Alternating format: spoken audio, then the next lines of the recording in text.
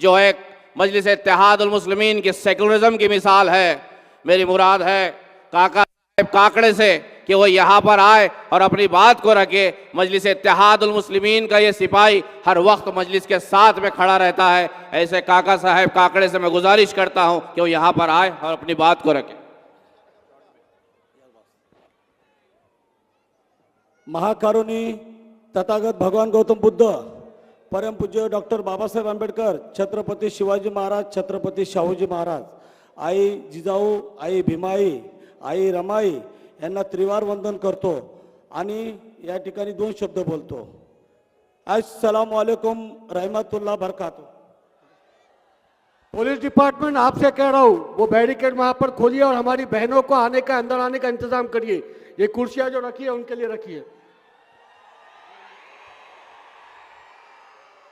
अस्सलाम वालेकुम औरंगाबाद पब्लिक। या ठिकाणी अनेक वार्डामध्ये महानगरपालिकेचं वातावरण आहे।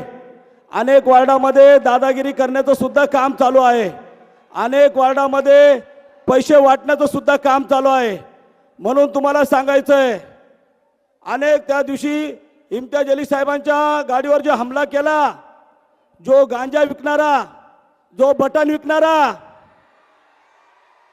त्याला सांगायचं आहे बेटा सगळ्याच्या नादी लाग। ते इम्तियाज अली साहेब आहे, कुठं तुला गाडून टाकन तर पत्ता बी लागणार नाही। आणि एक इकडे ह्या साईडला एक नाचा आहे, नाचा तो म्हणतो 50 कोटी घेतले, 50 कोटी। त्याला म्हणा तुझ्या पप्पाने कधी 50 कोटी मोजले का? मोजले का त्याच्या पप्पाने कधी 50 कोटी? त्याला म्हणा विकासाचे काम बोल, विकासाचं। जसं खासदार इम्तियाज अली साहेबांना सांगितलं स्वाभिमानानं का दूध डेअरी या ठिकाणी एक हॉस्पिटल तयार करण्यात आलं, त्या ठिकाणी स्वर्गवासी गोपीनाथ मुंडे साहेबांचं नाव दिलं। तिथं कोणताही जातीपात केला नाही, तिथं कोणताही धर्माचं काम बघितलं नाही। आंबेडकर या ठिकाणी डॉक्टर बाबासाहेब आंबेडकर युनिव्हर्सिटी आहे, त्या ठिकाणी 100 कोटी रुपये दिले। ते विकासाचं काम सांग। आणि माझ्या मसनदपूरमध्ये त्या ठिकाणी रस्त्याचं काम केलं, 200 बौद्ध विहार बांधले, सभागृह राम मंदिराचे बांधले। म्हणून तुम्हाला सांगायचं आहे इम्तियाज अली साहेबांनी जे काम केलं, जे कोणतेही खासदार आमदार कोणी केलं नाही। फक्त जातीच्या नावाने फक्त इलेक्शनला वोट मागायला येतात। म्हणून तुम्हाला सांगायचं आहे या वेळेस तरी हुशार व्हा। आणि माझ्या वार्ड क्रमांक प्रभाग क्रमांक 9 मध्ये त्या ठिकाणी भारतीय जनता पार्टीचा एक उमेदवार होता, 4 उमेदवार डिक्लेअर झाले। एक गरीब व्यक्ती, त्या ठिकाणी एक गरीब व्यक्तीच्या एका मुलाला एक तिकीट भेटलं भारतीय जनता पार्टीचं एससी कॅटेगरीमधून।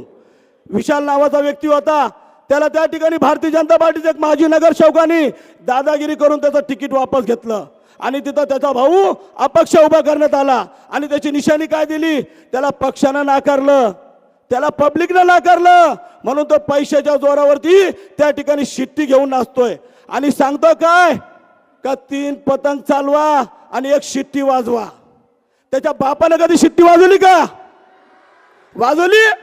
त्याला सांगा 4 पतंग मारणार आहे। म्हणून तुम्हाला सांगतो साहेब, त्यानं अजून एक सांगितलं शहानगरची लाईट बंद करू, मसनदपूरचं पाणी बंद करू, नारेगावचं पाणी बंद करू। त्याच्या बापाची खिरापत आहे का? आहे का त्याच्या बापाची खिरापत? म्हणून विकासाच्या कामाचं बोल, विकासाचं जर असेल तरच बात कर, नाही तर नको करू।